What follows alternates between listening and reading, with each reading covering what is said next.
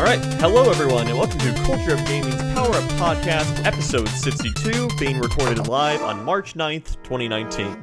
I'm your host, Taylor Evans, and I'm of course joined by Anthony Dennis. Gee, we're going last names, are we? Yep.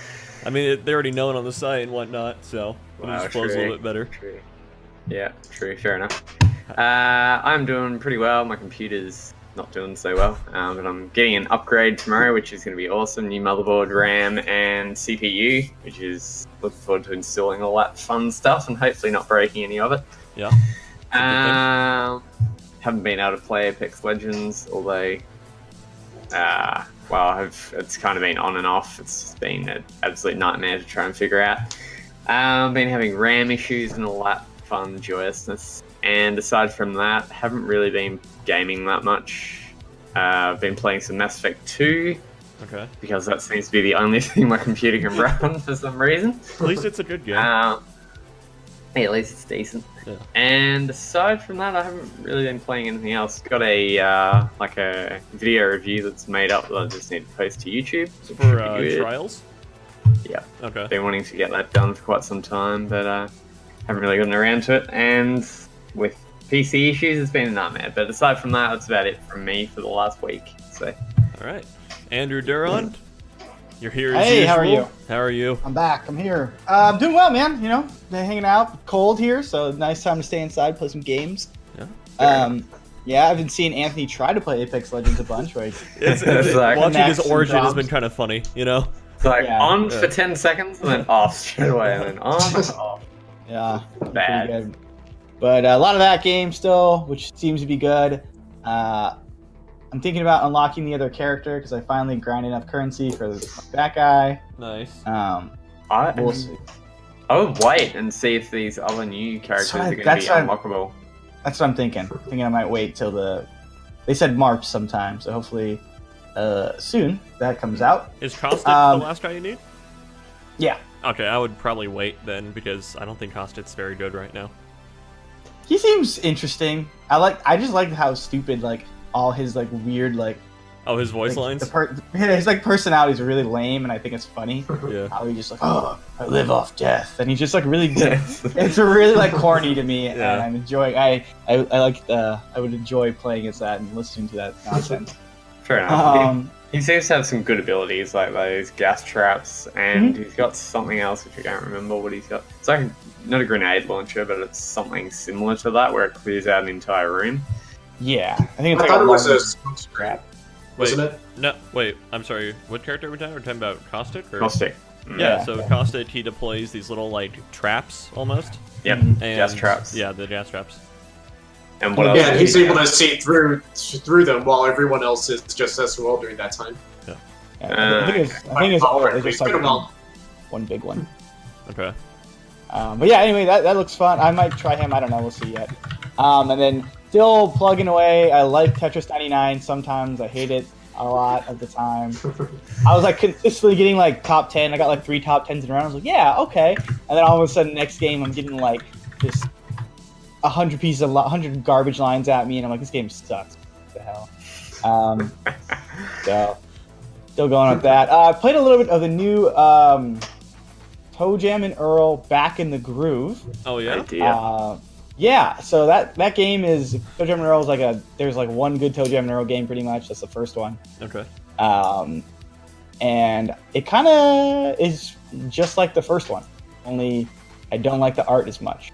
Oh, okay. So I think I'm just gonna go play Toe Jam and Earl 1 because it's the same game basically, only now there's a little more stats, you can level up and you get faster or you have more health. So that's a little neat. And the new presence, if you're unfamiliar, it's it's basically a roguelite. So you can do randomly generated levels, and there's a shit pieces you need to collect on certain levels, and then you get presents, birthday presents, and each present is you don't know what it is until you open the present. So you get one it's a purple present. It could be So loot boxes on other hands. But you're not paying for them. But it just sets you on fire. You're well, that's not a good present. I don't ever want to use that one again. Whereas some are A present that blows you up. Yeah, or like someone will give you like you can run now instead of just walking. You like Okay. so it's like it's kind of this weird fun like thing, and I like the music is really good in the original. I think I like it better than the new one. So it's a fun game if you're into Toe Jam and Earl. It's co-op too as well. So if you're looking for a game to like hang out, just play with somebody and you can talk the whole time and not really worry about it. It's cool. I don't know. I'm enjoying it, but I don't know. Maybe I'll just go play the first one. All right, awesome. And then Mike Sol, welcome back to the podcast here, sir. It's been a hot minute since you've been on. You used to be a pretty frequent guest, but then some hours at work changed, so you're no longer able to join us as often. But welcome back. You're here today. Yes, well, funny thing about that, actually, before I get into anything else. Recently at my workplace, I work at my city's public library, there was a recent rotation of positions to where like a good 20, 30 people just got rotated all over the place. Mm-hmm. And then I was actually one of those people. And through one circumstance or another, I am now working a position where I'm working Monday to Friday, early morning to in the afternoon. So that kind of means that I now have my weekends open again. So Cool. hopefully that will equal out to me being more of a weekend warrior. Maybe to be able to stop by and say hello a bit more often than I had been for the last couple of months I've been MIA. But no, I'm definitely glad to be back to be able to talk games with you guys and to figure out what the hell's going on in our wonderful world. Yeah, so what have you been playing this past week? Primarily this past week. Yeah, no, I'll admit, as much hell as we've been giving Anthem, I've been kind of giving it the on-again, off-again chance. And unfortunately, it's still been kind of a bit of a uphill battle, shall we say, Okay. for lack of a better way to put it. Fortunately, though, that hopefully with the upcoming fixes starting to be coming into Anthem, hopefully that's going to make the game a little bit more tolerable. But until then, it still feels like that I'm being punished for playing Anthem by Anthem for some rather bizarre reason. Did you see the bug outside where of- it was like the default weapon does more damage Yeah. than like a max tier legendary weapon? Because of how Yeah, no, damage is there- calculated. Yeah, there's been so many miscellaneous things that's happened with Anthem that could probably take up a podcast in itself, in all honesty. Yeah. That, if we want to talk about it later on, we can, but, I'm just going to keep it to the bare minimums and say that for the moment, Anthem has been kind of punishing me for playing Anthem, for lack of a better way to put it. Weird about Anthem. Did you guys see the thing that numbers don't mean anything? Did anyone Yes. else see that? Yes. I'm so confused. All right, well, maybe we can bring that up later, but Okay. Well, Yeah. we can get into it. I Just, disagree. Yeah. I mean, we've been trashing Anthem kind of hard the past 2 weeks, but let's make it week 3. Hey, at least I get to join in the fun, right? Yeah. Outside of that, though, the games of which I've been playing has been kind of mixed around from one game to the next. Of course, the big one I've been playing still is Monster Hunter World, been slowly grinding that game out.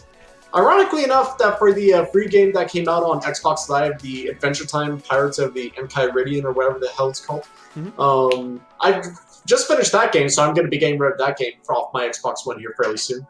And right before the podcast, I actually did get a Devil May Cry 5, so as soon as we're done here, I'm going to be jumping right into that game. So overall, the nice little variety of set of games I've been tackling over this last week. Very nice.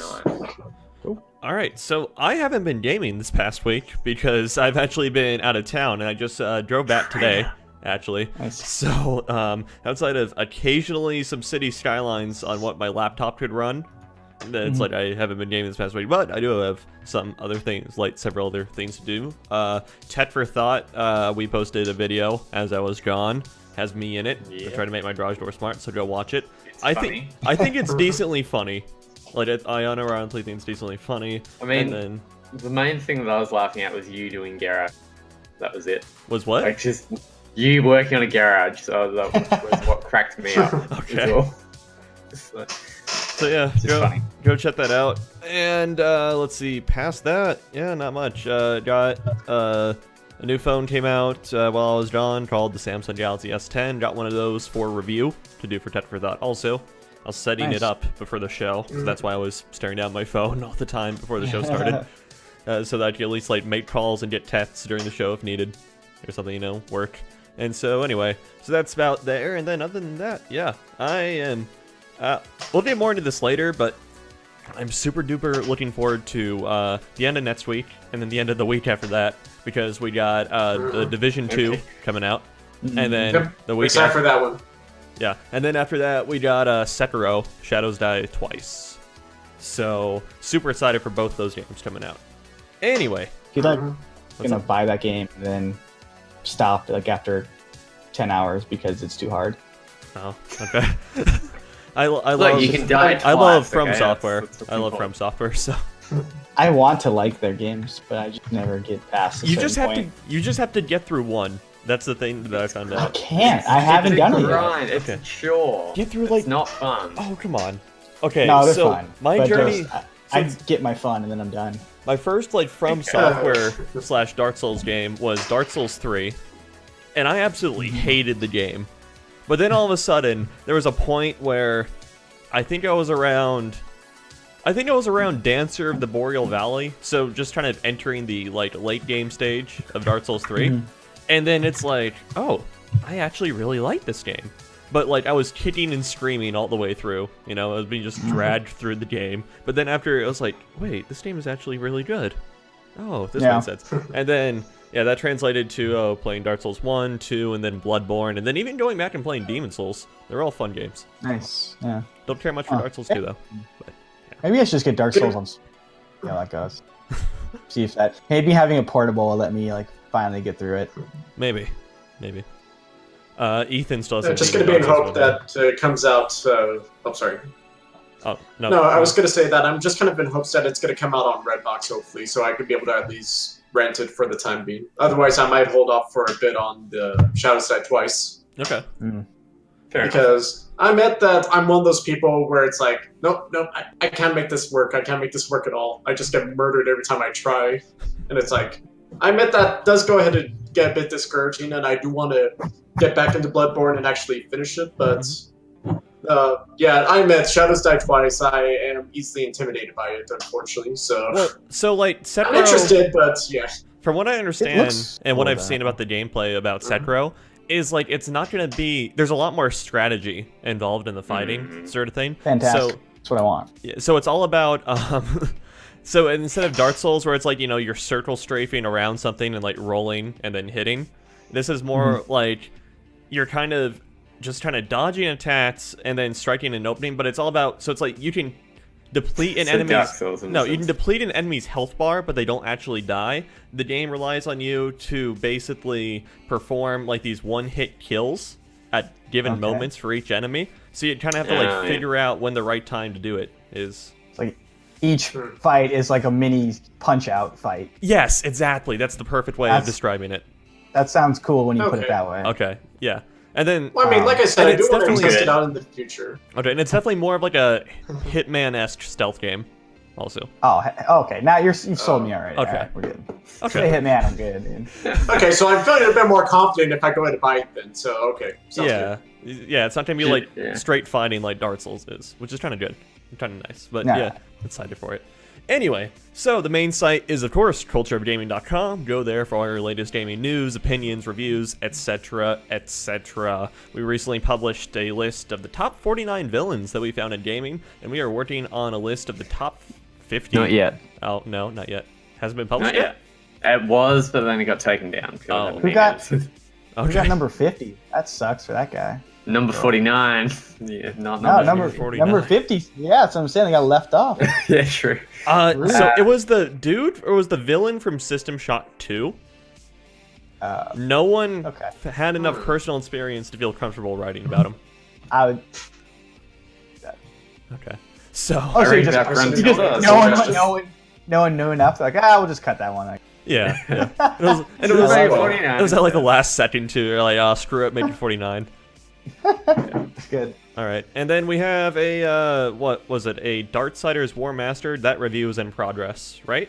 Correct. Okay. Yep. Yes. So yeah, that's a little bit of a preview of the content up on the site there. We have facebook.com/cod.net and facebook.com/powerpod. Facebook groups for the main site and our podcast, respectively. Twitter @cod.net, Instagram @cultureofgaming, youtube.com/cultureofgaming, twitch.tv/cultureofgaming, myspace.com/powerpod. And you guys, the audience, can be asking us questions through everywhere while we are live, including our community Discord, which you can find a link to on our main site. It's on the sidebar, the right-hand side sidebar. And yeah, you can ask us questions there, ask us questions on Twitter, ask us questions in the Twitch live chat, and we will answer them as we see them relevant to the conversation or get the chance to answer them in general. We do prefer you guys ask questions in the Twitch chat or in the community Discord as we are live, though. All right, so let's get right into the gaming news a little bit, but before I guess we should talk about Anthem a little bit, just because, you know, we have trashed it for like 2 weeks straight. Let's go solid third week. Can't resist. And I mean, there has been, like I said, I get to join in, so that'll be fun. There has been some stuff coming out. Before we get to kind of the big major thing that happened, or it's like been happening with Anthem, let's talk about something a little bit smaller. It turns out your weapons don't actually matter, because the way damage happens to be calculated and displayed. So the damage numbers that you hit on it that come up after an enemy don't actually indicate an accurate amount of damage that you did to said enemy. And What do they do? well, nobody knows now. That's the thing. It's like, wait, yeah, nobody knows what It's they just correspond to. they put these numbers in to make the player feel good. Oh, that's a 700 damage shot that I just did, but it doesn't matter. I don't care. As long as the numbers are going up, man. Right. That's all that Exactly. matters. It's all that Like, matters. oh, I'm doing a great job, but it's not doing that. And the That's so possible bad. like correlative issue to this is that the default weapon you get with the javelins is actually the best weapon in the game. Weird. For some reason. Like, you have to upgrade the weapon, or No, just No, the weapons are not upgradable. Yeah. It's wow. Okay. Is it just scales? But I'm confused how this is possible. It's some error in the way damage is calculated. That's the best theory people have. Is like there's some bug or something that I think. All right, so basically, in I don't know the nuances of how Anthem works, but in an RPG game, and I guess like I don't know, I guess Skyrim is the best explanation for this. You know how you have an armor? And maybe Mass Effect. Yeah, maybe Mass Effect, but Oh, sorry. or what's up? Oh no, go ahead. Go ahead. So in Skyrim, you know, you have an armor rating, right? That armor rating, based on its value, calculates like percentage of damage to take off or something from no matter from where you get hit. So for example, say you have an armor rating of 100, and that correlates to 10% damage takeoff. Something that would hit you for 100 damage would only do 90 damage to you because you had 100 armor rating. Skyrim. And that's typically how RPGs handle the armor system and whatnot. And that's kind of how it is in Anthem. You know, depending on what javelin you have and what gear you have and everything, it'll kind of Somewhat. yeah, somewhat. And so I'd imagine enemies probably have an armor rating of some sort, like a damage reduction based on their level and like difficulty and everything. But what I think happens is that the beginning weapons probably do something, or what would be described as true damage, which is a concept from World of Warcraft, which true damage is just a raw damage number, which means no matter what armor, no matter what damage reduction applies, that true damage will always hit for its value. So, does that make sense? Yeah. All right, so going back to the Skyrim example again, say you were to strike an enemy with 100 armor rating with a true damage weapon for 100 damage. Even though he has the 100 armor rating, you would still do 100, or you would still do 100 damage. But none of this is explained in game. None of this is explained in game. This is just a theory on how it might possibly work. And for whatever reason, and it would kind of make sense to have beginner weapons do true damage. So that you're not grinding super hard and Yeah. That's So interesting. yeah, They must have like done the beginner weapon to be the most, like, to do 100 damage instead of just like 20 like other games. They've overscaled the weapon. Wow. Okay. Maybe. I don't know the exact damage values on him, but I get a feeling it's something related to that, just based on game design and whatnot. So yeah, that's hilarious. And then the more serious issue is, well, it's apparently bricking some people's PS4s. Like a soft brick, like, you know, like squishy brick. Yeah, very, very mushy brick. Apparently, Anthem is so demanding of a game that the PlayStation 4 apparently can't keep up. Right, that's one of the theories, Some right? people put it. That's That's my not big one as well. It's happened a couple of times to Xbox One. Like, it hasn't bricked it, but it's closed it, and it's have to be.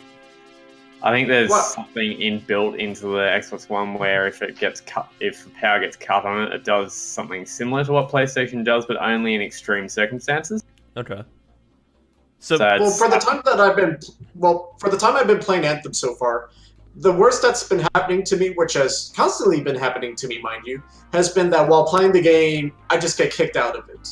Okay. And, it sucks because, one, I'm in the middle of a hunt or a mission or whatever, and it decides, nope, you're done. Two, when I'm, going back to the main menu or to the hub or whatever, it kicks me out, whatever. Three, something of another, but... I mean, mind you, like I said, I've been playing on the Xbox One. That's my primary system. So thankfully, I haven't been too concerned about the Xbox One, or especially the Xbox One X bricking on me. But no, definitely concerned, though, for those with the PlayStation 4 or PS4 Pro. Or is this affecting the people with PS4 Pro, or just people with the PS4?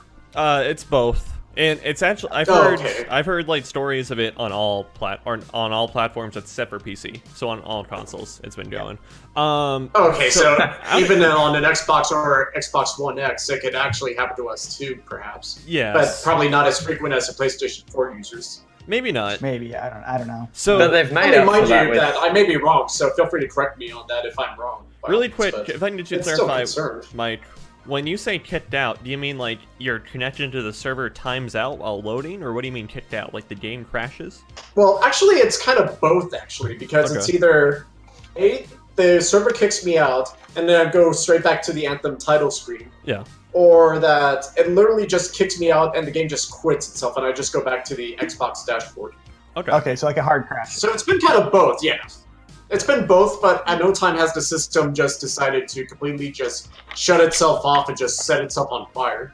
All right, so the stories, there was like 3 or 4 posts posted on Reddit over the course of like 2 or 3 days, and besides the people reporting this, the subreddit is r/Anthem the game.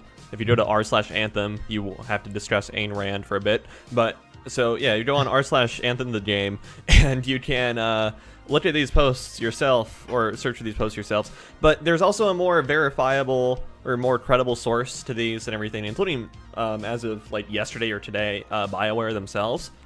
But before that, when it was just like speculating and sending it to Bioware, one of the guys from giantbomb.com or something was on their podcast. He was talking about it. He was having this issue. And the 2 other guests who had been playing Anthem on console also hadn't been having that issue. It was only him. And so this doesn't seem like a too widespread of an issue, but even because it's so severe and it can actually cause damage, it's like it is something that should be high on the priority list to address. So so Bioware has been very closed-lipped as to what causes it and everything. People don't think it's a bug, though, that causes the forced shutdown to happen on consoles. People are of the idea that because Anthem is such a demanding game, it's going to work the hardware of whatever console a lot harder than any other given game. And because it's having to work harder, it's going to draw a lot more power. And so the theory is that, the consoles are demanding more and more power, that sometimes they'll demand too much, in which case it'll trigger safety mechanisms so they don't overdraw. And the safety mechanism is just to simply shut it off to prevent any sort of damage from happening to the hardware. But at the same, and so as a result, if it does a safety shut off like that, it probably won't brick the hardware itself. The worst it can do is if it's shut off in the middle of a hard drive operation, then it can corrupt the file system for Anthem, which can be repairable by some of the self-help tools that the Xbox and PS4 have built into it. And then in even worse cases, it can corrupt like extended file systems, so things like system files or other game files on the drive also. And that's a little bit more in-depth of a repair. It requires you having to boot your console in safety mode and basically do a repair from there. And then, and so furthermore, Bioware has confirmed that, they're tracking the issue that it is forcing the shutdown of consoles. However, they haven't been able to confirm whether or not it's totally bricked a system outside of just file corruption. Okay. Yeah. So, Yeah. So what I've read and heard is that it'll shut it off, and then like it won't turn back on unless you hold the power button and boot back into safe mode. yeah. So you just gotta, if you are like, oh, my PS4 is a paperweight, just hold that button and it'll probably pop back on. Yeah. And very early on, people were kind of going a little bit overboard, saying that it was doing this and doing that and whatnot because they didn't really know what was going on. Oh, it's scary. I mean, right? Like having your thing just well, stop working, your $400 machine. I don't think any console game has ever done that, you know? Like, Not that I mean, I've had my thing hard crash, obviously, and never just shut off like that. Yeah. Wow. So, And then, like, yeah, every time that happens, like, you could just lose everything on your PlayStation because it has to rebuild the database. Like, I'm using an external hard drive, and it will just, we have to rebuild a hard drive. I'm like, well, I hope it doesn't be corrupt this time. Yeah. There's a lot of stuff on there. Something very similar happened to me when I first owned a PS4 with Killzone Shadowfall. It very similar to what's happening with Anthem, shut off and completely corrupted the whole like hard drive and whatnot. So I couldn't. Every time I boot, it'd just go blue screen. It wouldn't actually show anything. It'd just be a blue screen for like 20 minutes or whatever. So I got in contact with Sony, and they were like, "This is a very rare thing that happens. It does happen here and there. You've got to completely factory reset your console by doing this, this, and this." So it has happened previously, but it's an extremely rare, like 1 in a million chance of happening. Yeah. And like, so it's like this issue, as Anthony said, it's very rare, and that's because like it highlights very extreme cases of possible hardware defects that exist in the system. So it's like anytime you buy a piece of electronics or something, there's some degree of hardware defect in it, just because no manufacturing process is absolutely perfect and everything. And so, but in like 99.9% of the use cases, that defect will never show itself. But with these people, it's like their defect might be its power draw sensor is a little bit like trip or is a little bit sensitive or what have you, and it's just highlighting that sort of thing. So I'm sorry, Mike, were you saying earlier, has this happened to you at all, or have you just been like has the game just crashed? I don't know. The worst case scenario I've been running into has just been that either the game just kicks me out of the servers and I go straight back to the main screen, or it literally just kicks me out to the point where I just go back to the dashboard and I just have to wait a couple of seconds for it to reload itself. But either way, though, that, like I said at the start, that Anthem is feeling like a game that is punishing me for trying to play Anthem right now because of all these issues that keep coming up. And hopefully with the upcoming bug fixes and the updates, hopefully that will resolve to where the game will be running smoother, hopefully, ? But until then, though, I'm just basically playing it just because I hate myself at this point. Okay. Okay.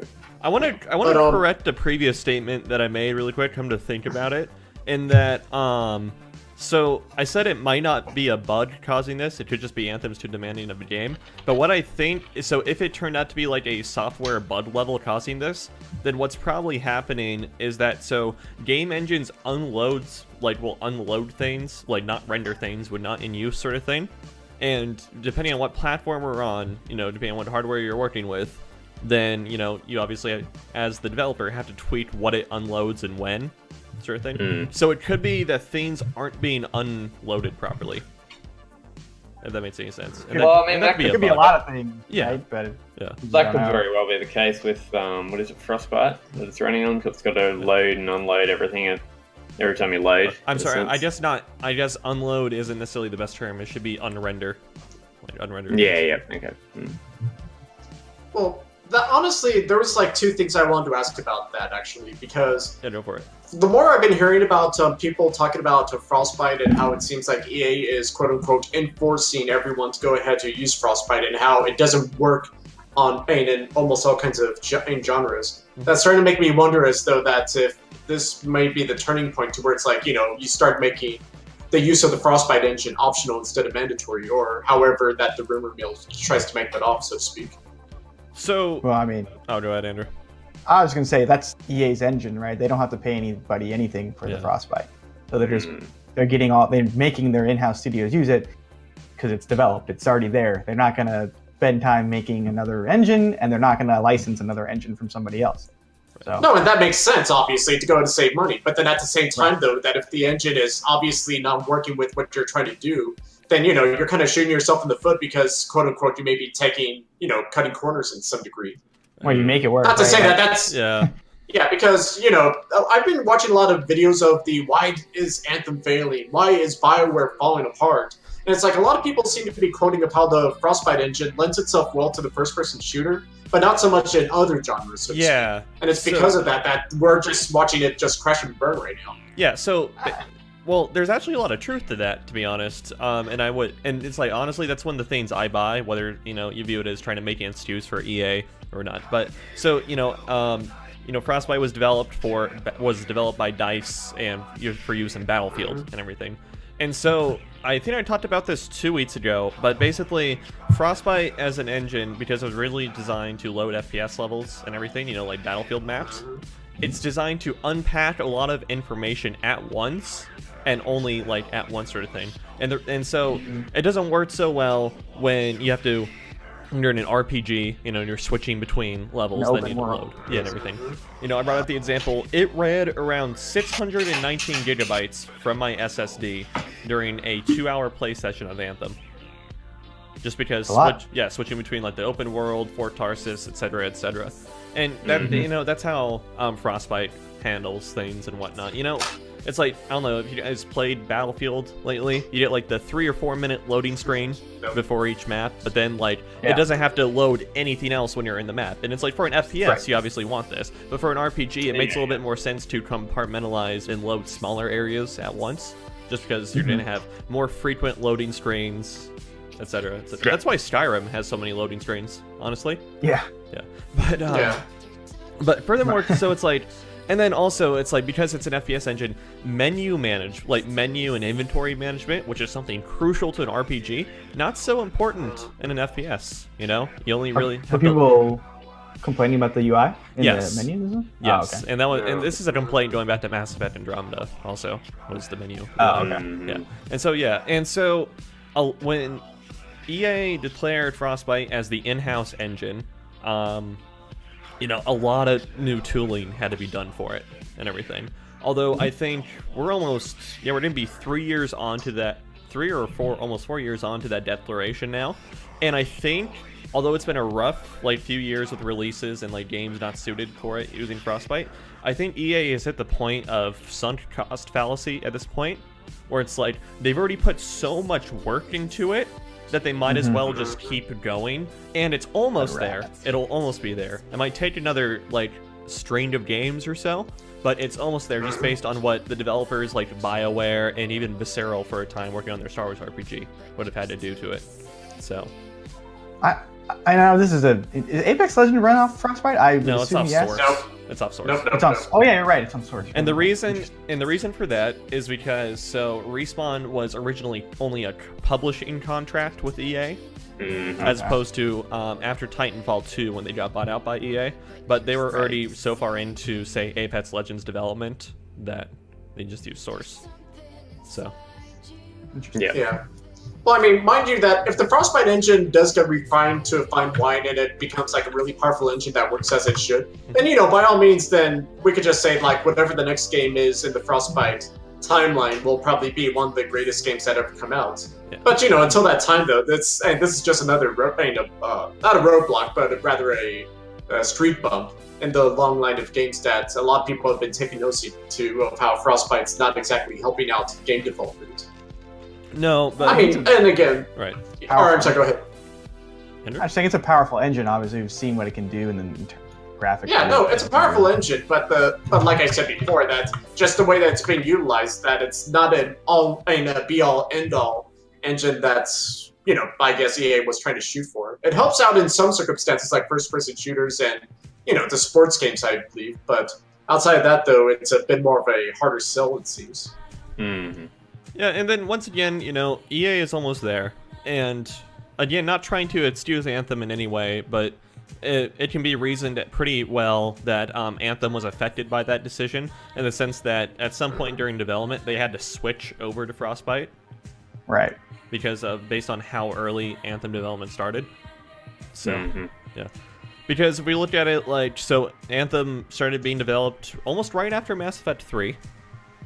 And so at that point, the decision from EA to only use Frostbite would have been not for another few years down the pipe. So that could be part of its issues. Yeah. Anyway, are there any last things you want to talk? Oh, go ahead. Well, there was one other question I wanted to ask. Yeah. This might be a slight derail of what we're talking about, but I don't know if this may be appropriate or not to actually ask or not. Because I've been watching a lot of comments about this and how every single time something bad happens with Anthem, someone says, well, thank God I'm still playing Fallout 76. Almost like out of sarcasm, if you will. And I'm starting to wonder right now if we're kind of getting to that point of where Anthem is starting to become the new Fallout 76, or if people are kind of underselling Anthem because for all the problems it's running into, Fallout 76 is still, like a fair way to put it, a nuclear Fallout. Yes, for sure. Comparison. There's quite a few people saying that Anthem is worse than 76. So Depends on what worse you're thinking about. I think it's probably worse in terms of like crashing and stuff like that. But yeah, like bugs and all that kind of stuff. everything else, I mean, Fallout 76 is just like A bad I don't game. it's just not. It doesn't, visually, it's not like appealing. Like there's a lot to be distracting. I mean, don't know, yeah. Anthem's got a strong foundation. It's not necessarily. It's a Yeah. bad game, but it's not necessarily. It could have been a good game if they had sorted out the story and sorted out all the bugs and all that kind of stuff. Whereas 76 is just a bad game all around. Right. At worst, Yeah. like Anthem is like a game where it's like this is fine, and like this is like a grindy little game. Whereas I feel like Fallout 76 has like a larger issue in terms of like gameplay. I know. Then that's what I've been kind of looking at it from because unlike Fallout 76, I at least went out of my way to buy Anthem, and I still find some value in it, in spite of how, like I said many times before, that punishes me for playing it.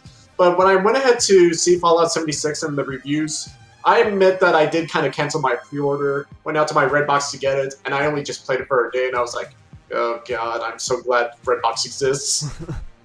Yeah, But yeah, no, I'm kind of in hopes though that Bioware, for everything that they've been hearing, for all the feedback they've been getting, that they will fix these issues, and hopefully for the upcoming content it will make it better, and at least will bring the game into a good standpoint. Not a great standpoint, but at least to a position where it Like will Fallout at least be 7 or considered okay for the time being. And then, get better over time, hopefully. But until then, though, a lot of people seem to be fighting over this idea of, what's the worst game that's out at the moment. Even though that I would honestly still say that Fallout 76 still deserves that honor. you can find much worse games than Fallout 76 if you really want. Yeah. Well, no, you can, of course, but I'm just talking about in regards of, like, AAAs as far as that's concerned. Jump Force? I mean, yeah. No, Jump Force can't be AAA. Is it? Why It's not? Bandai Namco. Yeah, it is. It's been Why a not? Namco. Do you I mean, they're the Yes. publisher. I don't know who. I don't know. I've No. avoided Jump Force with all due respect, so I would probably. I mean, best it was to- shown at the That was- Microsoft booth. It was at games. Yeah. So, I mean, a lot of like smaller titles are at E3, but Oh, okay. Jump Like- Force was like a major part of E3. So, It was shown multiple times. Jump They Force had their is own developed trailer. by Spike Chunsoft. I've never I've heard of of them actually. Oh, okay. I don't know. Like, Okay. Definitely heard of them. And we're published by Bandai Namco. I mean, it's like, I don't know, Jump Force's problems just seem like poor execution as opposed to, like, a buddy mess, Let's just like, Yeah. yeah. Mhm. They're like, Yeah, the overall execution for Jump Force is like, the game looks great. Too bad the gameplay doesn't match that, apparently. Okay. you know what I want don't to see know. from Bandai Namco? What? Another Innocent Aces game. That was good. Okay. It was like an anime Ace Combat. Oh, I think I know what you're talking Isn't- about, actually. Oh, okay. Isn't Ace Combat just anime anyway? I don't know, this story is kind Well, of everyone's been anime-ish. talking about that dog, so. I don't know, the story is kind of anime-ish. Yeah. No, actually, I don't think anime is the best term for it. I think more cliche is It's like drama, like a dramatic, Yeah, like a it's a very- soap opera. yeah, it's very Soap opera, yeah, that's a dramatic good is the best way to put it. Honestly, ever since Ace Combat 5, it's been very dramatic. Yeah. All right. Let's get into the mainline news segment because we just killed a lot of time with that leading topic. Nearly an hour. Good lord, what have we been talking about? Anthem is the game that keeps on giving. Yeah. So, Mike, tell us about Smash 3.0. Okay, so right now that everyone is kind of in this weird area with Smash Ultimate right now because a couple of weeks ago, of course, Nintendo had the Direct, and everyone thought that, okay, here it comes. Here comes Smash. We're going to find out some big things. And the best that we found out is that 3.0 is happening. When? And what's going to be coming in 3.0? That's all that we saw from the Smash Ultimate, though, during that time was, of course, the backs and Joker's back, which, in fairness, the model does look nice, but we don't know much else of the game. So we don't know when it's coming out or what is coming. However, though, recently, there's been a data mine that was done in the game. And while that it wasn't mentioning anything... Yeah, well, of course, all fighting games do. Yeah. And while that there wasn't any mention of Brave this time, because, of course, that cat's out of the bag already, there was something mentioned about new how-to-play tutorials of sorts. Cool. And these how-to-plays, we're talking about how to play two modes that were in previous Smash games that are going to be coming back. This being the home run contest and the stage builder. Oh, okay. So there's a very good possibility that when the 3.0 update comes around, we could very well find out that alongside with the playable Joker from Persona 5, we're going to be getting the home run contest coming back alongside with the stage builder. Okay. And, you know, I could go ahead and elaborate, but what are your guys' thoughts on that? If you guys play Smash, that is. I don't play Ultimate, but I've played other previous Smash games, and the home run thing was always fun.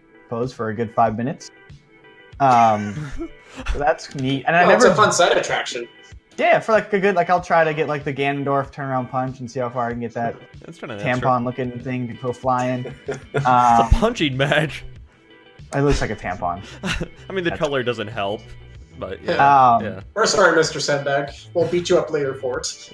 And then I never messed with the stage builder, but that's I guess that's cool for like people who are into like building stages and having a good time with their friends locally. Yeah. Well, the thing for the stage builder was that this was something that was in, I want to say Brawl, I believe. I think it was Brawl. Yeah. It was either Brawl or I don't recall if it was in Smash 4 or not. It probably was, but it's slipping my mind. But okay, I think it was only Brawl. I think it was only Brawl. Yeah. I only remember Brawl. Yeah, but essentially though that it is pretty fun to go ahead and consider the return of the stage builder, especially because the stage builder in Smash has always been fun because it was like everyone can be able to make their own stages. I remember that when I was younger, me and my friends went ahead to make the quote-unquote bounce house, to where what it is that you literally encase everyone inside of a big dome area. And when you go into Smash people, you just see characters just bounce all over the place. And through one of those bounces, they're somehow going to go through the tiny hole that's at the bottom of the stage. So it's like you see them bounce like a pinball, and then suddenly they just go flying out. And, you know, I really want to go ahead and see the return of the stage builder, so that's going to be lots of fun. And then the home run contest, you know, people thought that, you know, it's weird why it was cut out at the launch, but it's going to be nice to see it come back. Yeah. Is Smash 3.0, will that have Joker in it? That's yes, the Riddler, I think.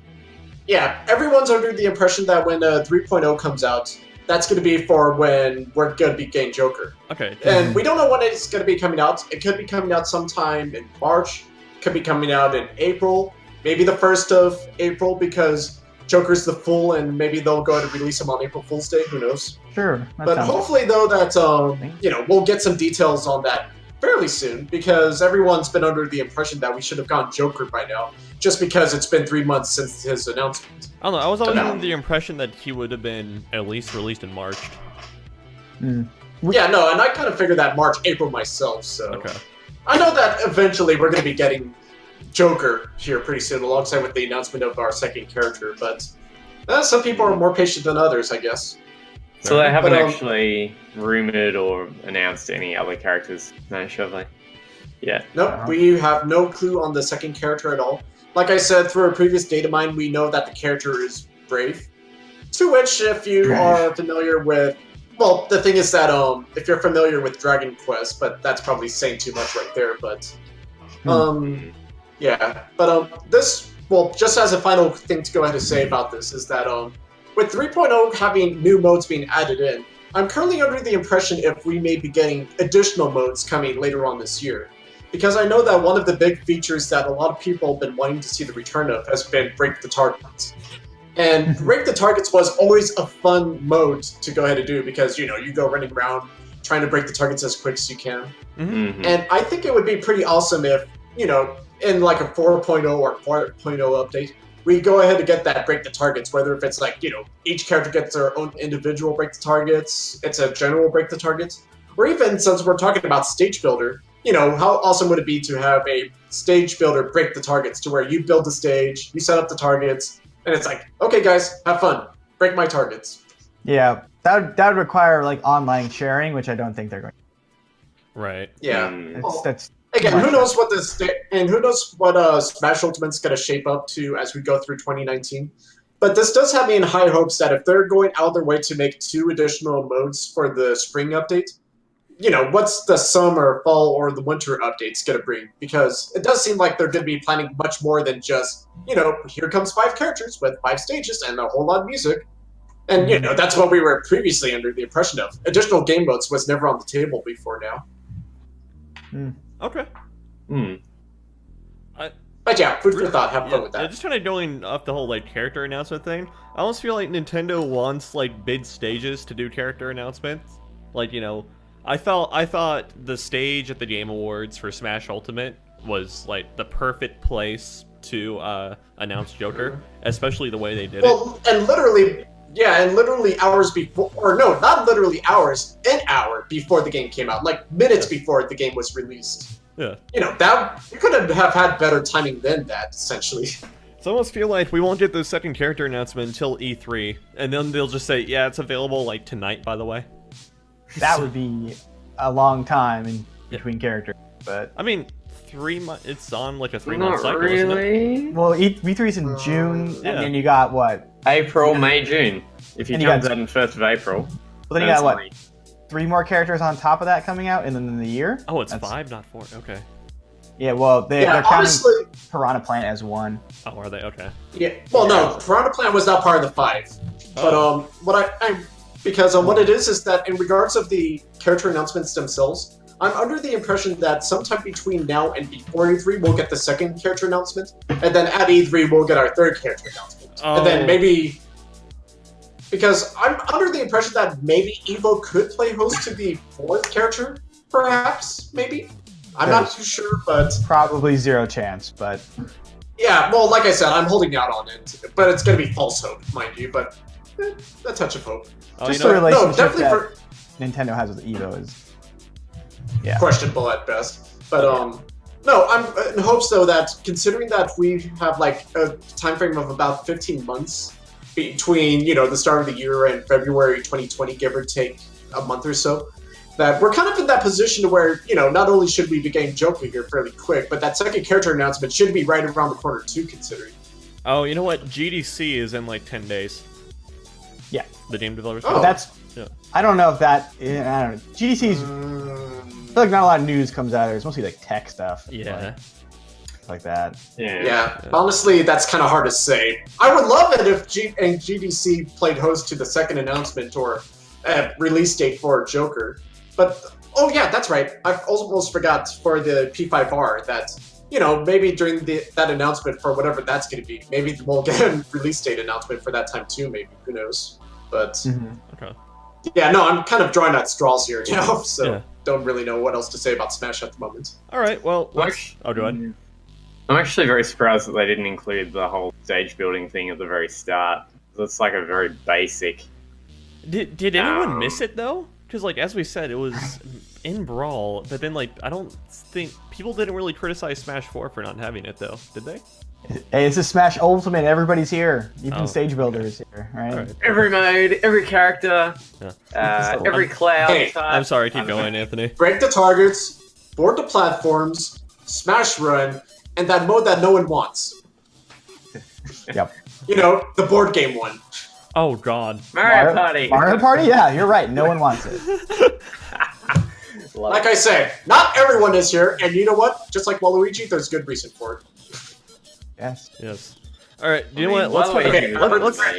Right now. All right, do you want? Let's talk about EA some more. Anthony, take it away. Yes, so back to the whole Anthem-ish kind of thing. So apparently a Bioware veteran is leading a brand new game studio. So not to get this confused with Bioware creating another studio or something like that. It's got nothing to do with that. This is a guy who used to work for Bioware for around 4 or 5 years, from 2015 to 2017. Been working there, and he was actually the general manager from 2015 to 2017, and he's worked previously with Bioware for the past 11 years. Oh, okay. So he's got good kind of like experience with whatnot. So the company is going to be called Improbable, and has announced that he's venturing into games development with 2 newly created studios in London and Edmonton. The latter is being headed up by former Bioware veteran Aaryn Flynn. In a press release, the company says the studios are working on online multiplayer games powered by its Spatial OS platform. And then it just goes on to say what Flynn had actually done at Bioware and whatnot. There is actually a quote from him saying, "I was interested in making a game using Spatial OS from the very first time I spoke to Improbable. Building tools and content has been a great way for our Edmonton team to master Spatial OS, but a full game was always an opportunity myself and others had in mind as the Edmonton studio took shape. Now, after a lot of great hires and great progress, we're going to focus on creating that game using Unreal Engine 4 and building on Spatial OS's next generation online games platform." Improbable is going to be at GDC, and they're going to be announcing the new studio that's going to be headed up by this Bioware guy there, apparently. And it's also being led by John, if I mess up this name, I apologize, Wiskilitz, I think. Wasilczyk. Something, I don't know. Some Polish something like that. Who previously worked at DICE and Fortnite developers Epic Games as well, so he's also on board with these guys. Improbable will discuss the Spatial OS platform and more into game development at this year's GDC Developers Conference, which took place from March the 18th to the 22nd, obviously. So what do we think we're going to see from these guys? Are we going to see something Anthem, or a better version of Anthem? A better version of Mass Effect? What do we think? I don't know. Ask me again in like 3 years. Wow. Okay, fine. Bye. Well, let's see. This doesn't. Improbable is not a established thing, is it? So they're a tech. They're mainly a tech developer who has then acquired rights to a new company who we don't know the name of, who is going to be working on gaming. So they've been wanting to get into gaming for quite some time. Oh, okay. Huh. Yeah. No, I just pulled up the IMDb for Aaryn Flynn, and it does show that he was a programmer for Knights of the Old Republic, alongside with the project leadership for Mass Effect Andromeda, alongside with the for the original Mass Effect, the assistant director, programming department for Bioware. So maybe I should have said that first before I dropped that. Yeah. But I mean, technically speaking, we all wish him the best of luck for whatever he does for the new studio. And if they make some great games, kudos. He made a good choice. But considering how, we don't really know what exactly to expect, we're kind of like in that gray area of okay, that's cool, but, what's going to be coming up then? And, for that, maybe we'll find out maybe in the coming months, if not maybe a year or so. Who knows?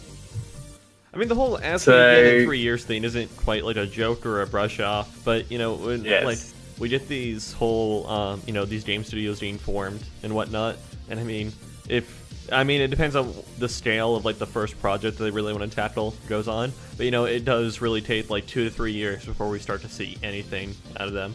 Kojima Productions sat for around a year before we got the teaser for Death Stranding. Well, it does say this says multiplayer online stuff. Oh, okay. Yeah. That's a very limited thing. So this John, whatever his name is, I don't mean that in any disrespect, but I can't pronounce it, so I'm not going to try to. He was a producer for Battlefield 5. The executive producer for Star Wars Battlefront 2.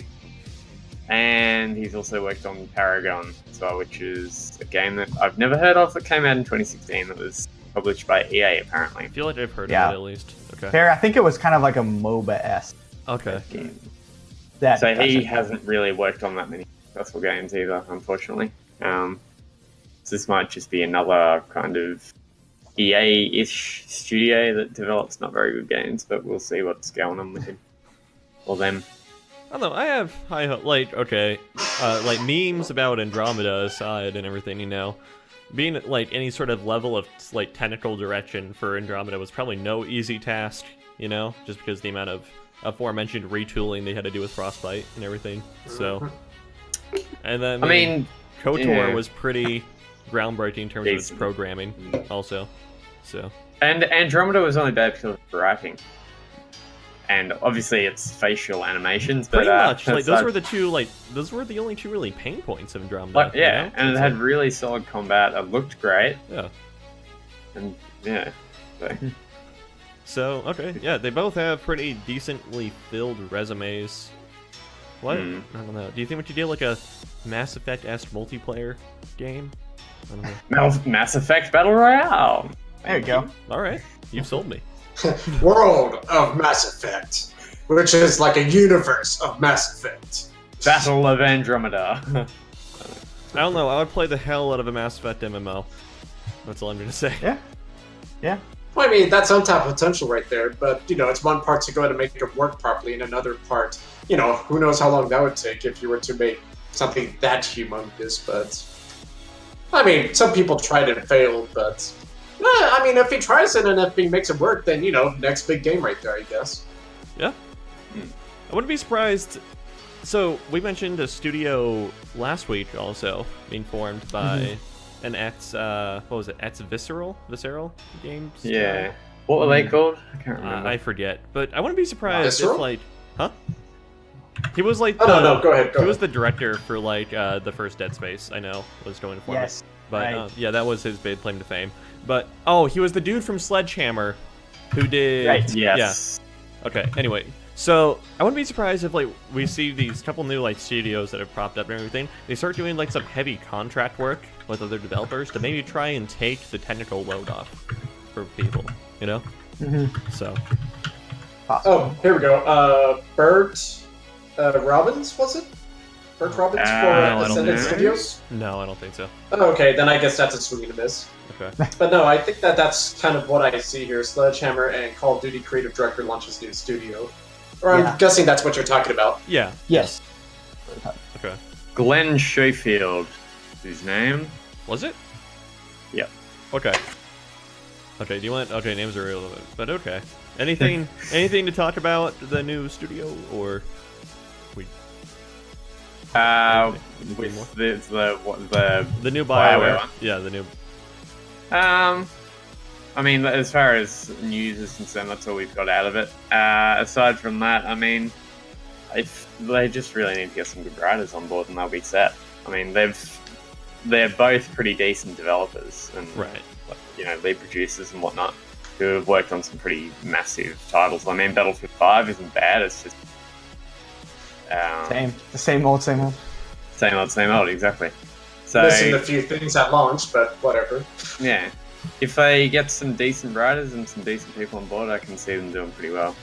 This studio also doesn't seem like it has as much bid money from the get-go, like the one we discussed last week does. Yeah. I think that's the big thing missing from this one. Because, we talked about last week ad nauseum how this studio had a lot of money behind it all of a sudden. So. Wait, what? So this I'm just looking at this other Sledgehammer one. The Sledgehammer studio. I think they've teamed up with 2K Games. Okay. Which was what we discussed last week. I mean, they did, I mean, 2K is just a publisher, right? Yeah. So, there you go. That's who's publishing them. Because last week we were talking about who's going to publish them. And Like, Yeah, okay. They could be self-published with the backing that they've got. Yeah. But apparently 2K is going to be. So. Okay, so then in that case, with all due respect, then I'm just going to be concerned then myself about where this is going to lead. But, if they prove me wrong otherwise, then go for it. But from what it sounds like, then I'm now going to be slightly concerned about whatever happens in the future. I mean, 2K published Borderlands. They did quite a few, like, tennis-ish games as well. Yeah, they also helped out with the GTA, the Red Dead, the 2K NBA sports titles that has the most ridiculous microtransactions, but because that they're not as big as EA and Activision, no one bothers to look at 2K games. Okay. But, like I said, though, that's just my concerns about it right now. But, someone reassured me the other day that if we do get Borderlands 3, it probably won't go down the same microtransaction road as other games, but who knows? With the trouble with Gearbox in at the moment, I don't think we're going to be getting a Land 3 anytime soon. She's a magician, bro. She's a magician. Yeah. Yeah, but all the same, though, that, for the new studio, though, as a whole, though, best of luck to them. If they can pull off something great, let's hope for the best, right? You know who we haven't heard from in a while? Ken Levine, the Bioshock dude. Yeah, I thought he was like working on mobile stuff. What has he been up to? Was he? Okay. I think there was some mobile stuff that he was. Oh, okay. That was what I was reading. Right, there was something else on Gearbox aside from the whole she's a magician, bro. That's very political apparently with what they're doing, but whatever. Interesting.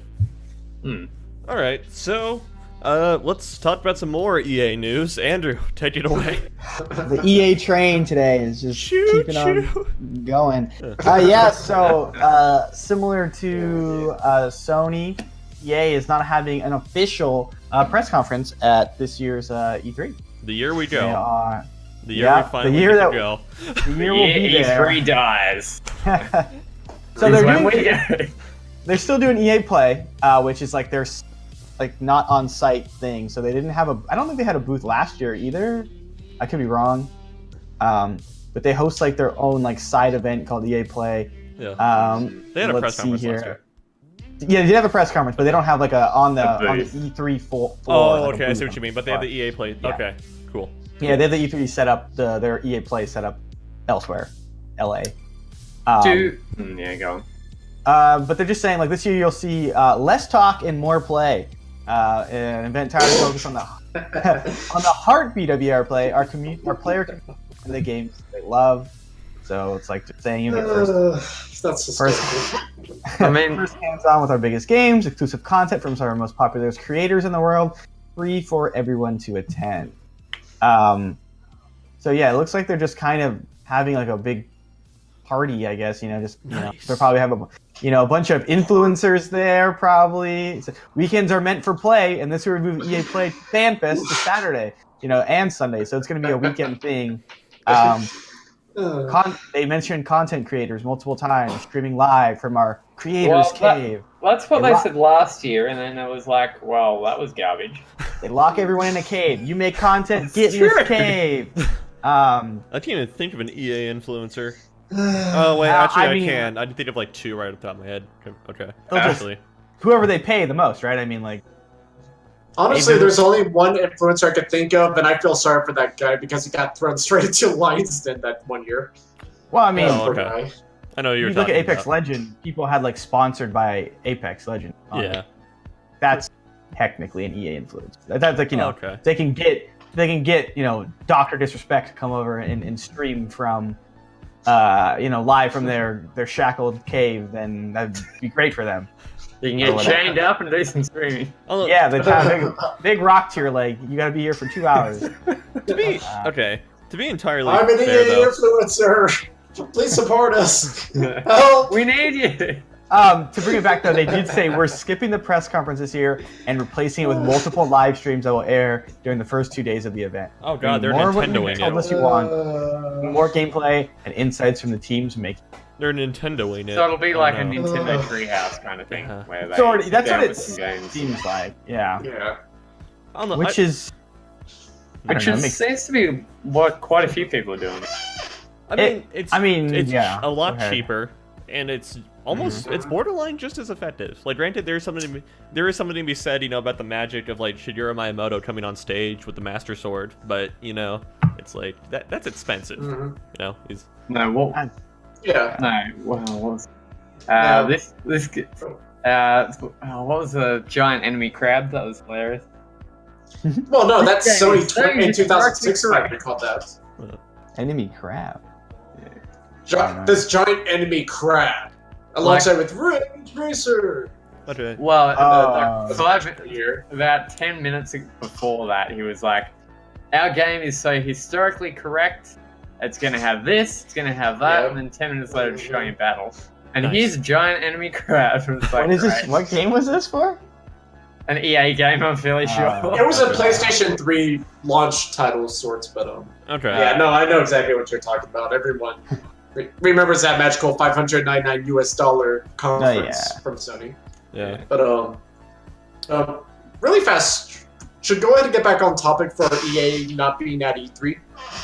Part of me, I don't want to make it seem like I'm laughing at them, so to speak, but when I first read about the EA's not going to be at E3, unlike Sony, I was like, this is probably the smartest move EA has done.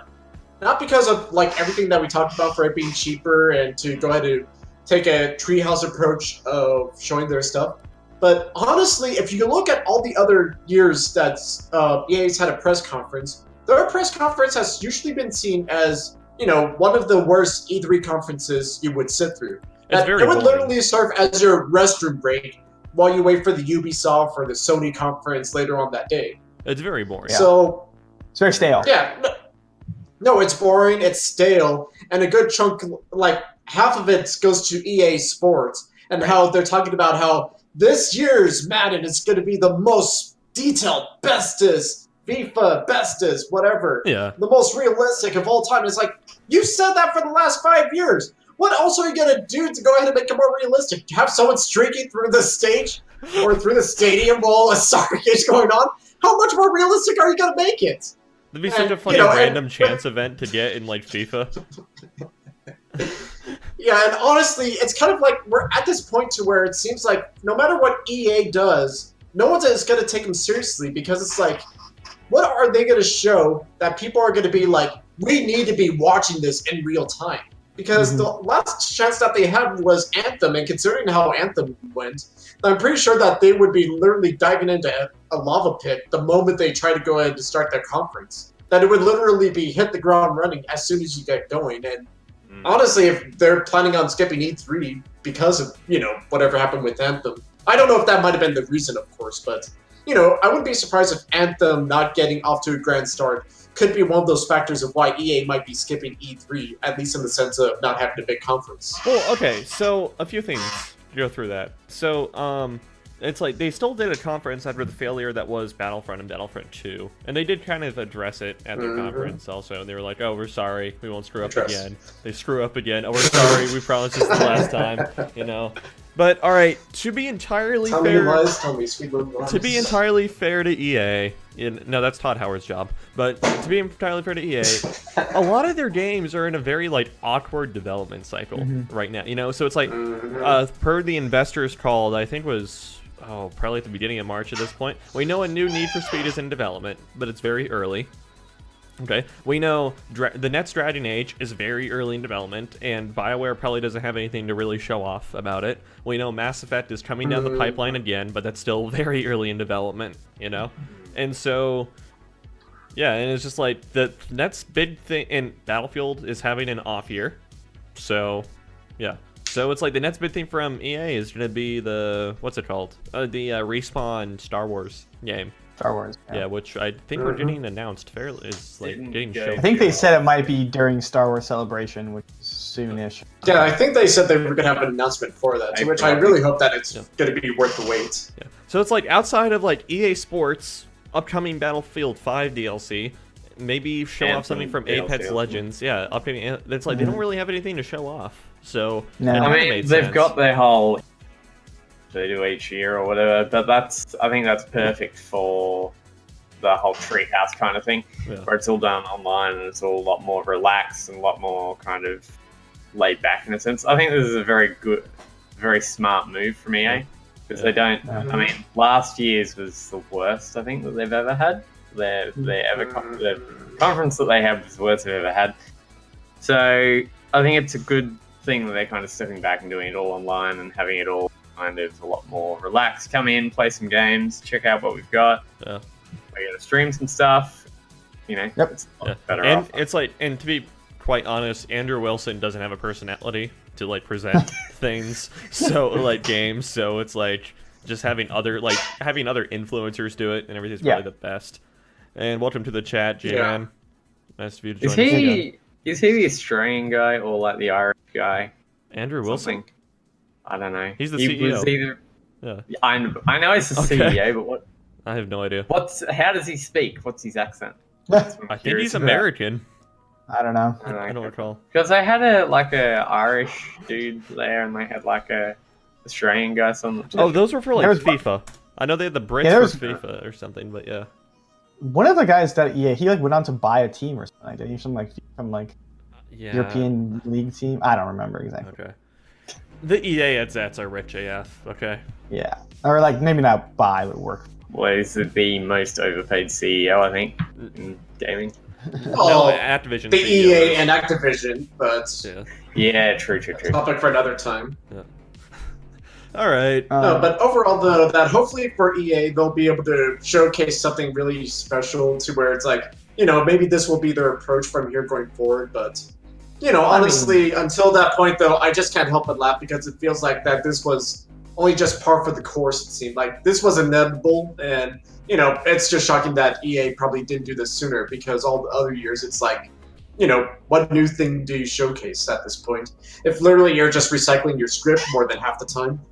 I think this was the plan all along, right? Once they split off from E3, like this is the plan, is to be fully divorced from the E3 brand at a certain point. Otherwise, why do you do it in the first place? Right. So it's like, they've been working toward getting away from it, and all their games this time around are all games as a service, right? Pretty much. I can't think of a standalone game they have really. So who did that live stream right before E3 last year?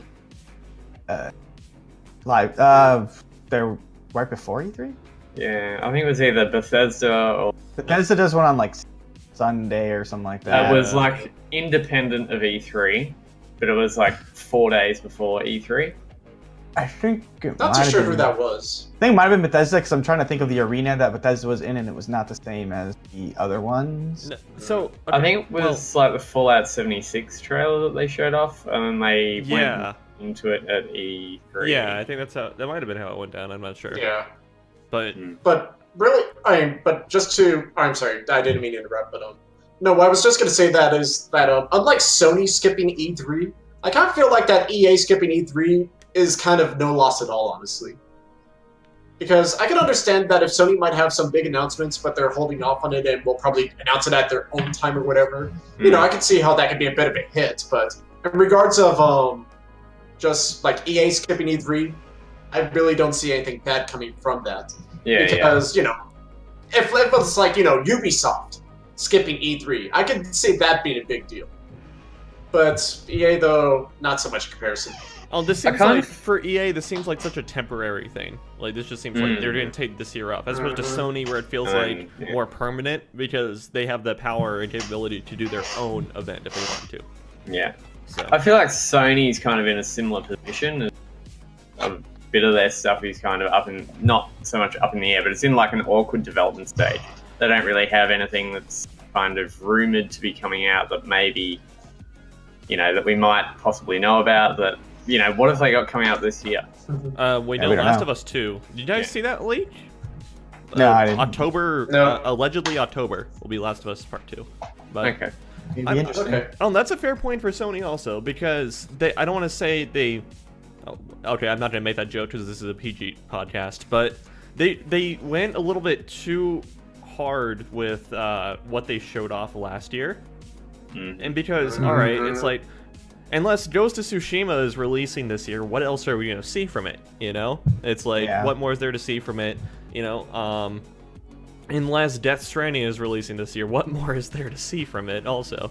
you know. So Well, technically speaking, Days Gone is coming out next month, but for some reason Sony has been rather silent about that game for whatever reason. And I saw people talking about it. I guess an embargo lifted pretty recently on that game last week, and people are pretty positive about it. Okay. For the most part. Well, Like, what I mean though is that what I mean though for Days Gone is though that how often have people been talking about Days Gone in comparison to The Last of Us Part 2? well, right, yeah, Because it clearly does seem like that ever since The Last of Us Part 2 was starting to get teased and we started to find out things. It seemed like that Days Gone got thrown right under the bus, and it's just barely starting to pick itself out of the tire treads at this point. To go ahead and start reminding people, hey, by the way, we are coming out next month. Please play us before you play The Last of Us Part 2 that's coming out later this year.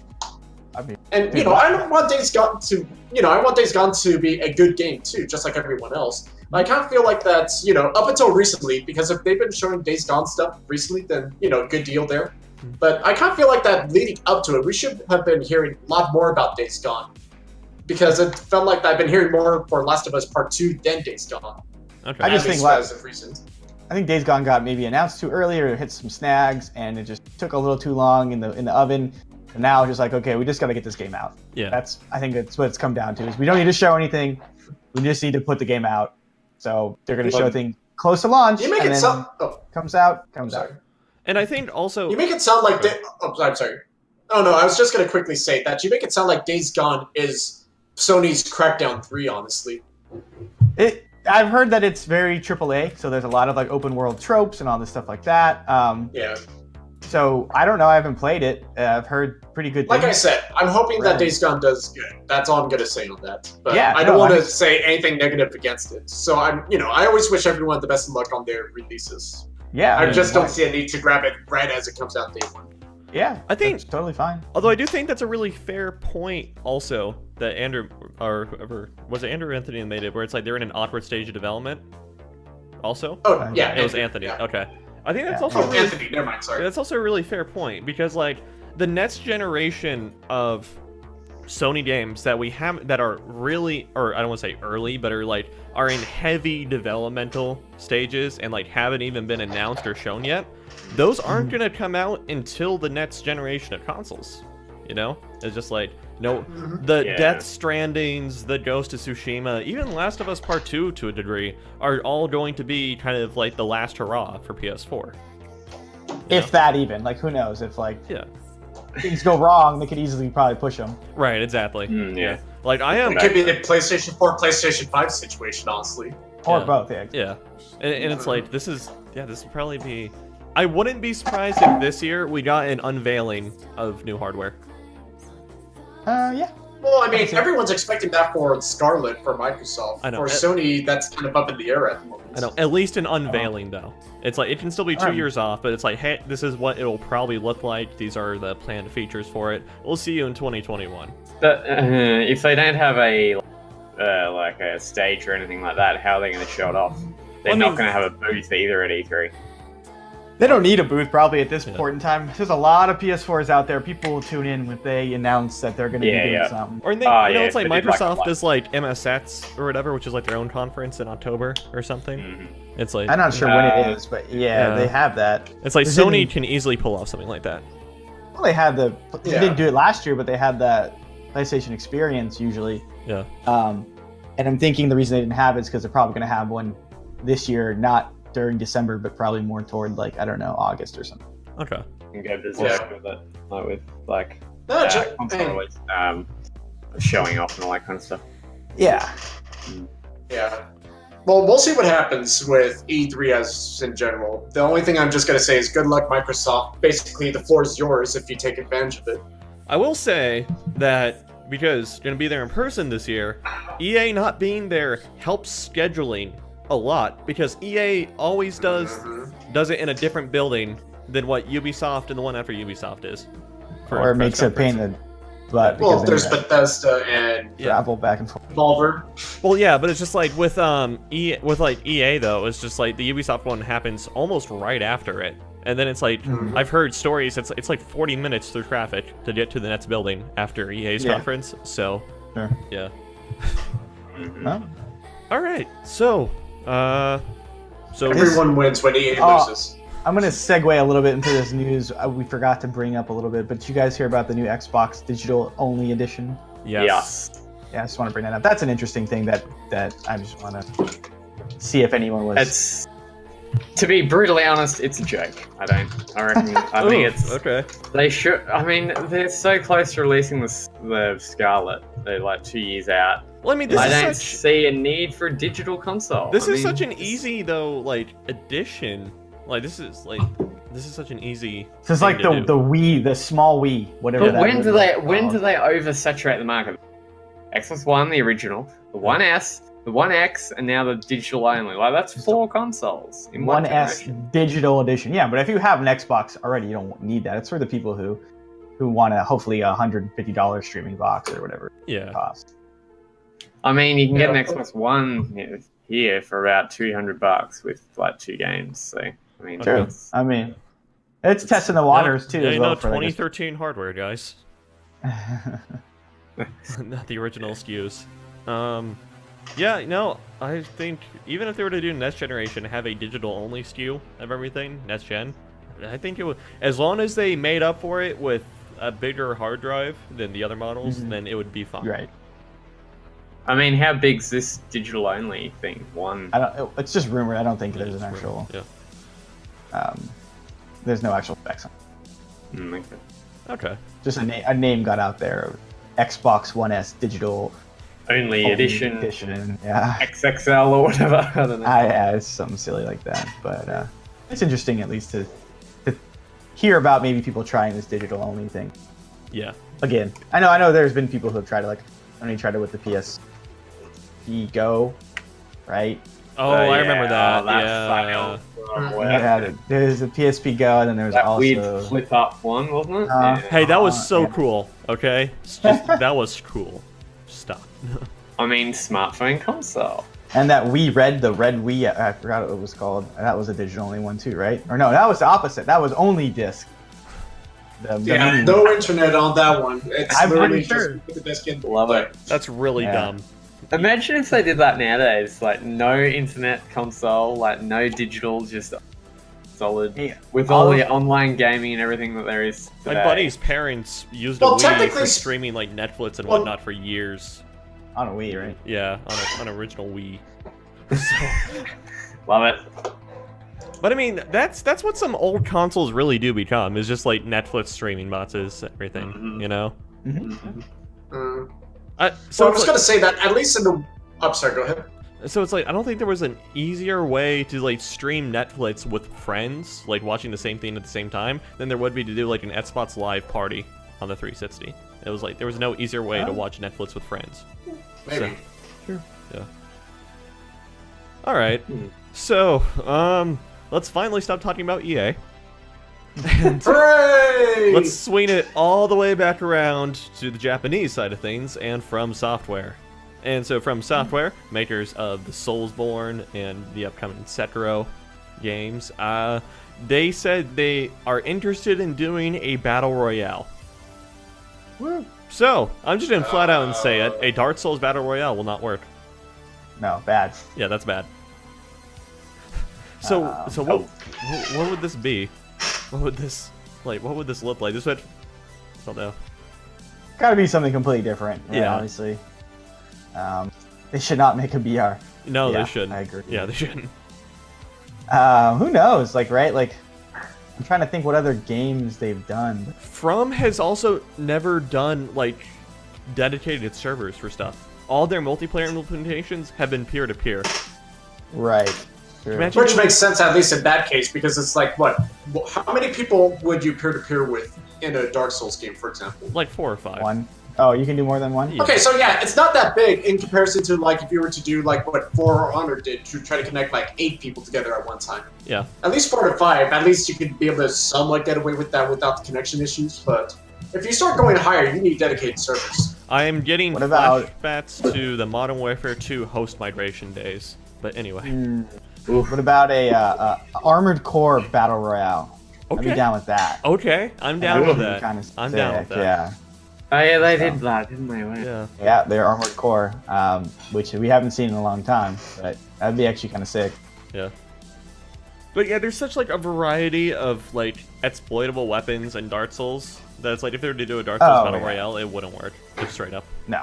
Because like you're gonna I get don't think people. it'd be very fun either. Yeah, it's like you're gonna get people who can only find like really short like straight swords or something, but they're gonna be like people out there who find like these really insane ultra great swords, and it's just One hit kill. yeah, it's just not Yeah.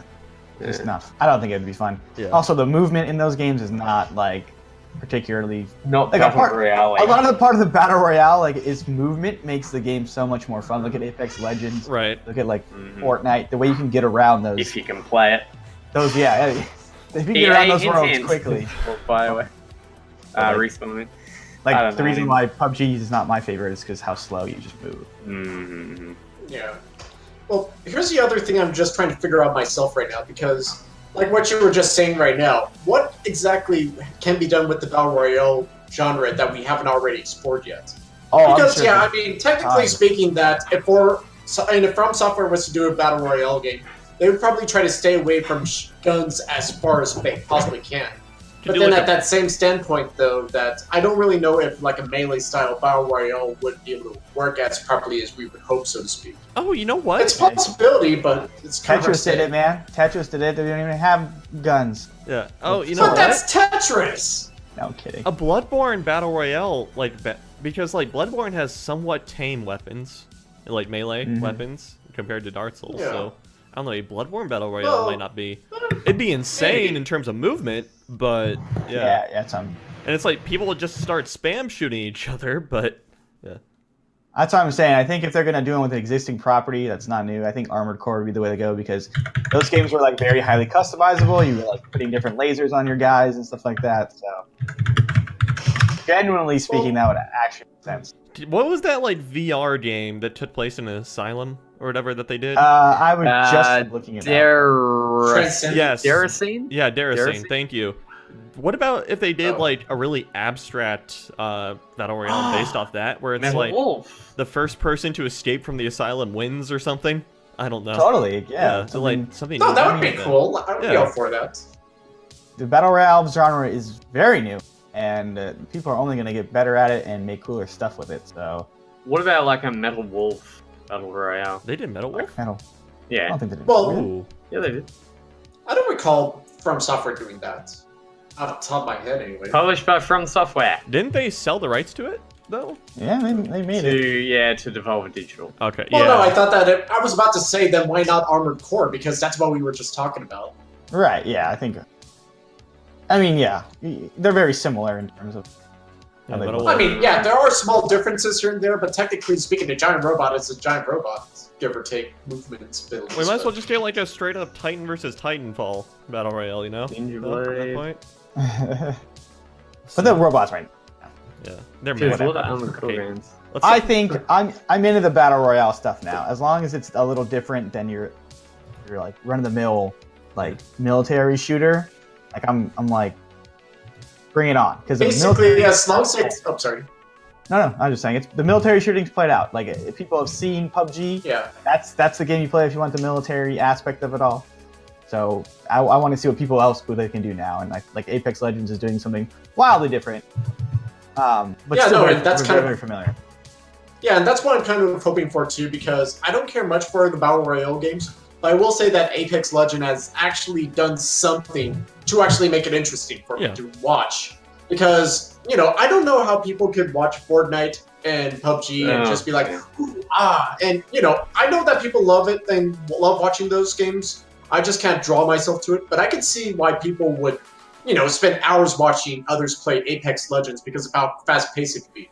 And I'm hoping that if we do get more Battle Royale games from other people, we do actually see that variety rather than just, hey guys, it's a first-person shooter where if you get killed, that's it. Yeah. We need more variety than that.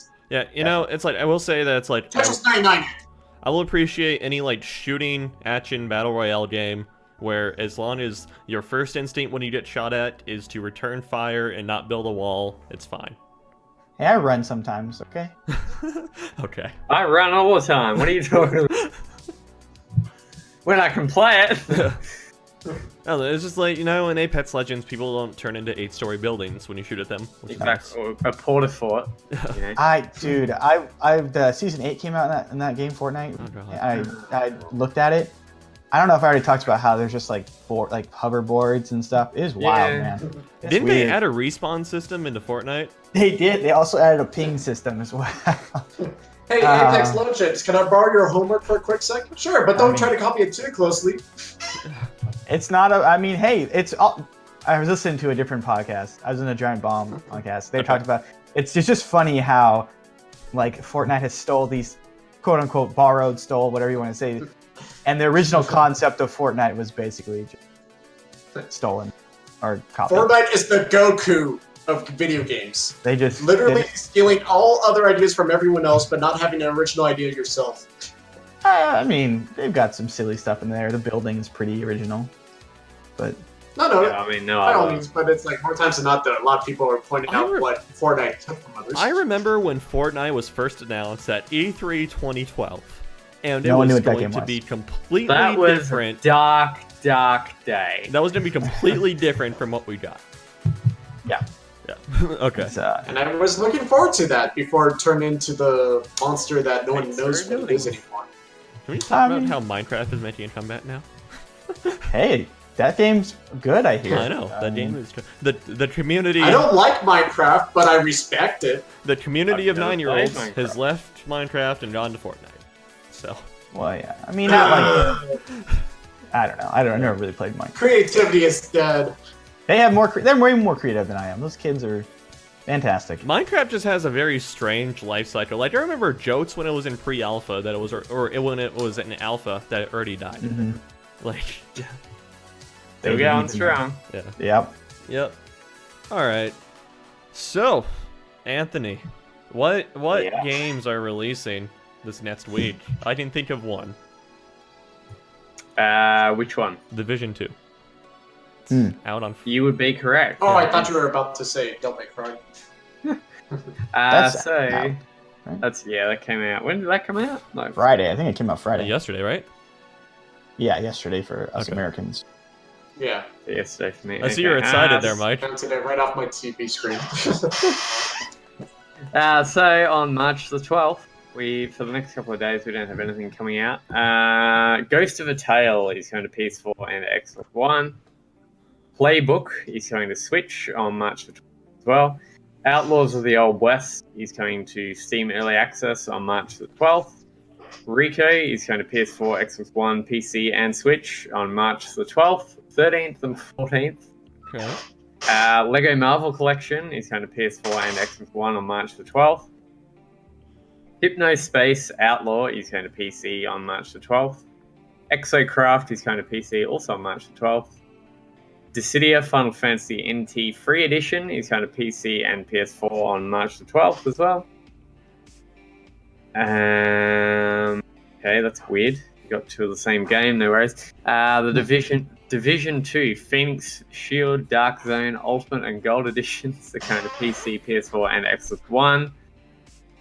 Motorsport Manager is going to Switch on March the 14th. The Division 2, the actual main release, is going to PC, PS4, and Xbox One on March the 15th. Oh, wow.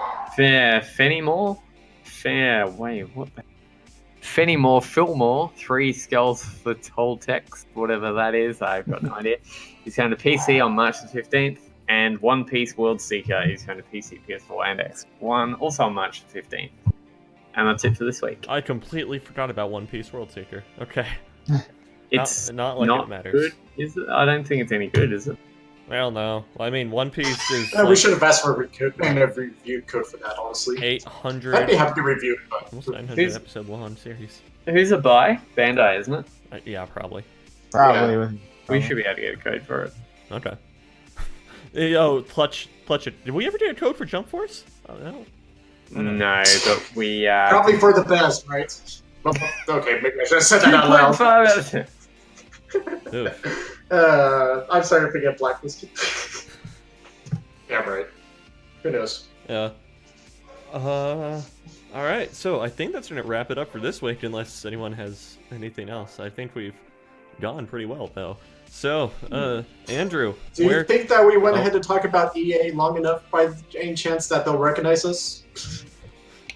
It seems like we spend like more than half the time talking about EA as a whole, it seems. Oh, we killed like the Alright. first hour talking about Anthem. So, They probably Yeah. won't like what we had to say anyway. Let us go ahead to be those, what was it, the people who talk about your games or something?